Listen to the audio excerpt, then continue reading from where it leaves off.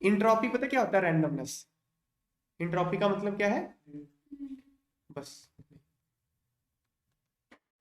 Randomness. कोई भी reaction होना चाहती है टू बिकम मोर रैंडम। जैसे अगर तुमको ऑप्शन दी जाए कि तुम टिक के बैठो या हल्ला गुल्ला करो, तुम क्या करोगे? है टेंडेंसी क्या है? नेचुरल टेंडेंसी क्या है? हल्ला गुल्ला करने की टेंडेंसी है ना। Every system has a tendency to move towards more randomness. ये स्पॉन्टेनिटी का क्राइटेरिया होता है, वन ऑफ द क्राइटेरिया होता है। ठीक है ना। चलो अब देखते हैं। Predict in which of the following entropy increases और decreases. A liquid crystallises into a solid. एक लिक्विड है वो जम के सॉलिड बन गया, तो बताओ उसकी रैंडमनेस कम हो जाएगी या बढ़ जाएगी? रैंडमनेस कम हो जाएगी। लिक्विड में तो मॉलिक्यूल ज्यादा मूव कर सकते हैं, सॉलिड में टिक के बैठना पड़ेगा, तो रैंडमनेस कम हो गई, तो entropy decreases. When a liquid crystallises in solid its particle become less free to move, तो degree of randomness decreases, entropy decreases. Simple. अगला देख। Temperature of crystalline solid is raised from 0 kelvin to 105 kelvin. Temperature बढ़ा दिया, तो बताओ randomness बढ़ेगी कम होगी? बढ़ जाएगी रैंडमनेस, तो एंट्रोपी बढ़ जाएगी। जब आप किसी क्रिस्टलाइन सॉलिड का टेम्परेचर बढ़ाते हो, उसके जो कॉन्स्टिट्यूएंट पार्टिकल होते हैं ज्यादा वाइब्रेट करने लगते हैं, मतलब डिग्री ऑफ रैंडमनेस से बढ़ जाएगी, तो एंट्रोपी बढ़ गई। फिर देखो इस रिएक्शन में, देखो इस रिएक्शन में एंट्रोपी इंक्रीज हो रही है डिक्रीज हो रही है? अब रिएक्शन में पता कैसे देखोगे? नंबर ऑफ गैसियस पार्टिकल से। जब रिएक्शन शुरू नहीं हुई थी तो सारा कुछ सॉलिड था, देखो जब रिएक्शन खत्म हुई तो गैस भी बन गई, तो डिग्री ऑफ रैंडमनेस बढ़ गई क्योंकि गैस बढ़ गया, तो इसमें बढ़ जाएगा। इस रिएक्शन में गैसियस मोल्स बढ़ गए, इसलिए रैंडमनेस बढ़ गई, तो एंट्रोपी बढ़ गई।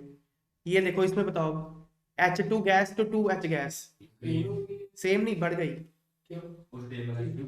स्टेबल अनस्टेबल की बात नहीं है, H2 में एक ही गैस का पार्टिकल है, H2 है तो एक ही पार्टिकल ना, टूट के दो बन गए, तो ज्यादा हल्ला गुल्ला दो लोग करेंगे, एक लोग करता है। हाँ ठीक है। In this reaction number of gaseous moles increases, इसलिए डिग्री ऑफ रैंडमनेस बढ़ गई, तो एंट्रोपी बढ़ गई। अगला क्वेश्चन कितना आसान है एंट्रोपी तो। अगला देखो, अगला से थोड़ा। आइसोलेटेड सिस्टम पता क्या होता है? आइसोलेटेड सिस्टम वो होता है जो ना तो एनर्जी एक्सचेंज कर सके ना मास एक्सचेंज कर सके।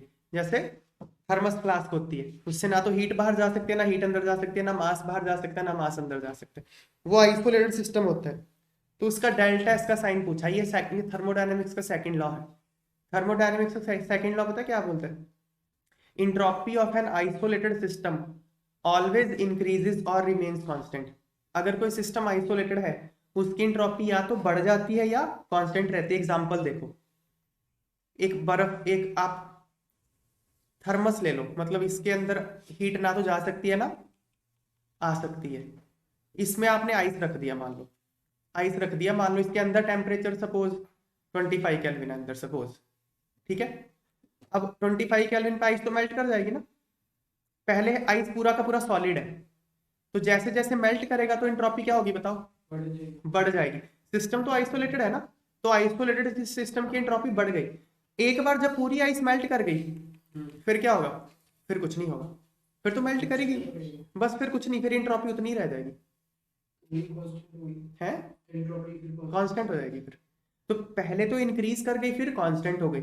आइसोलेटेड सिस्टम की एंट्रोपी या तो बढ़ती है या कांस्टेंट रहती है, ये सेकंड लॉ ऑफ थर्मोडायनेमिक्स है। तो यही पूछा है डेल्टा एस का साइन क्या होता है।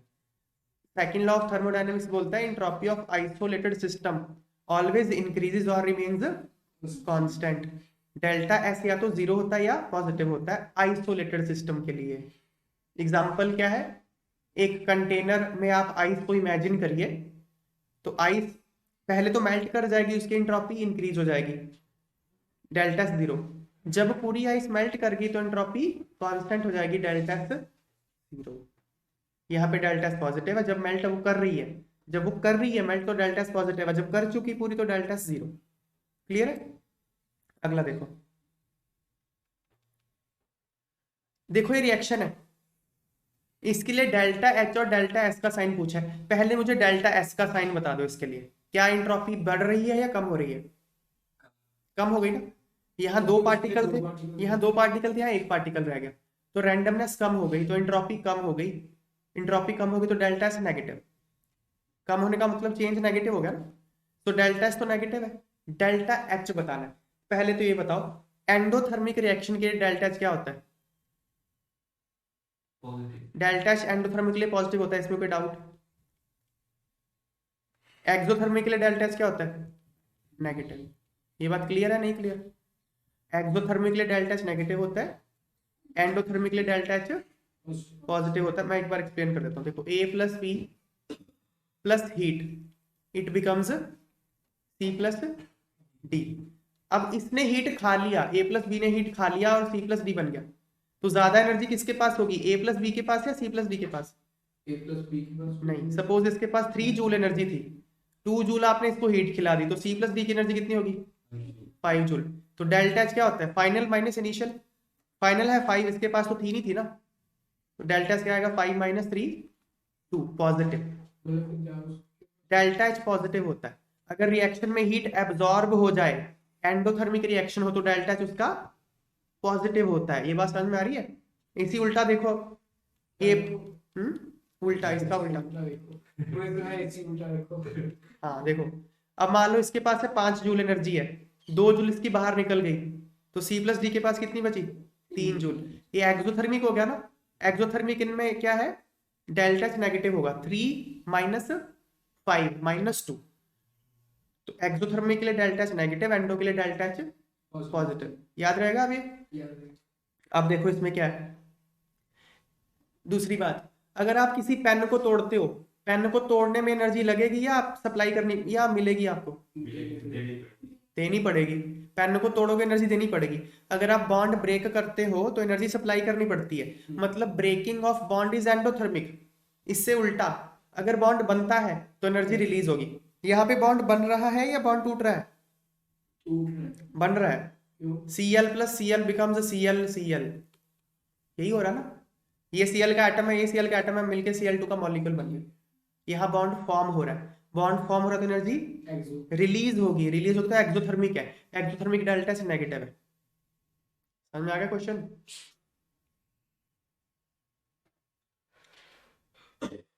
चलो अब देखो अगला क्वेश्चन। कैलकुलेट, अच्छा ये एंट्रोपी का फॉर्मूला होता है डेल्टा एस, ये delta S is equal to Q reversible by T, ये फॉर्मूला है चेंज इन एंट्रोपी का। टी टेम्परेचर है, जिस टेम्परेचर पे आप हीट ऐड कर रहे हो। रिवर्सिबल मतलब आपको हीट इस तरह से ऐड करनी है, system and surrounding should always be in equilibrium, same temperature पे होने चाहिए सिस्टम और सराउंडिंग। सो डेल्टा एस का फॉर्मूला होता है क्यू रिवर्सिबल बाय टी। अच्छा अब देखते हैं, क्वेश्चन पढ़ते हैं। कैलकुलेट द एंट्रोपी चेंज, ये क्वेश्चन थोड़ा ट्रिकी है। Calculate entropy change in surrounding, किसमें एंट्रोपी चेंज पूछ रहा है? सराउंडिंग में पूछ रहा है, सिस्टम में नहीं पूछ रहा। When 1 mole of H2O liquid is formed under standard conditions, तो पहले तो 1 mole of H2O liquid की फॉर्मेशन की रिएक्शन लिखो। ये है H2 gas plus half O2 gas becomes H2O liquid. This reaction represents enthalpy of formation of water. उसकी कितनी दी हुई है? -286 दी हुई है ना। मतलब जब 1 मोल वाटर बनता है तो सिस्टम कितनी एनर्जी रिलीज कर, नेगेटिव है यहाँ पे, डेल्टा एच क्या है? तो रिलीज हो रही है एनर्जी या अब्सॉर्ब हो रही है? अरे एक्सोथर्मिक है ना, नेगेटिव है।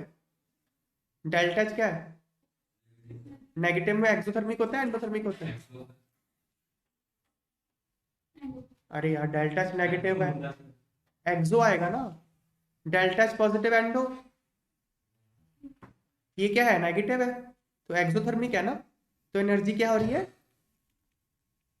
रिलीज हो रही है। मान लो ये सिस्टम है, ये सिस्टम में क्या हो रहा है? ये रिएक्शन हो रही है, इस रिएक्शन में इतनी एनर्जी रिलीज हो रही है। अब ये रिलीज होके जाएगी कहां पे? सराउंडिंग में जाएगी ना। 286 किलोजूल, 286 किलोजूल एनर्जी कहां चली गई? सराउंडिंग में चली गई। सिस्टम ने लूज करी, सराउंडिंग को मिल गई। When 1 mole of water is formed, 286 kilojoule energy is released. An equal amount of heat is absorbed by surrounding. That is why Q surrounding positive है, ध्यान रखना। सराउंडिंग को मिली है हीट, तो उसका पॉजिटिव आएगा। तो रूम टेम्परेचर आप मान लीजिए 298 केल्विन है, तो डेल्टा सराउंडिंग क्या आएगा, Q by T। Q 286 positive लेना है, T 298, तो इतना जूल पर केल्विन आ गया। ठीक है, 298 इसलिए लिया क्योंकि कुछ मेंशन नहीं था, स्टैंडर्ड कंडीशंस मेंशन थी ना, तो 298 अज्यूम कर लिया। अगर कुछ मेंशन ना हो तो रूम टेम्परेचर मानना कि आपने एक्सपेरिमेंट रूम टेम्परेचर पे किया है, इसलिए 298 ले लिया, रूम टेम्परेचर होता है। ठीक है,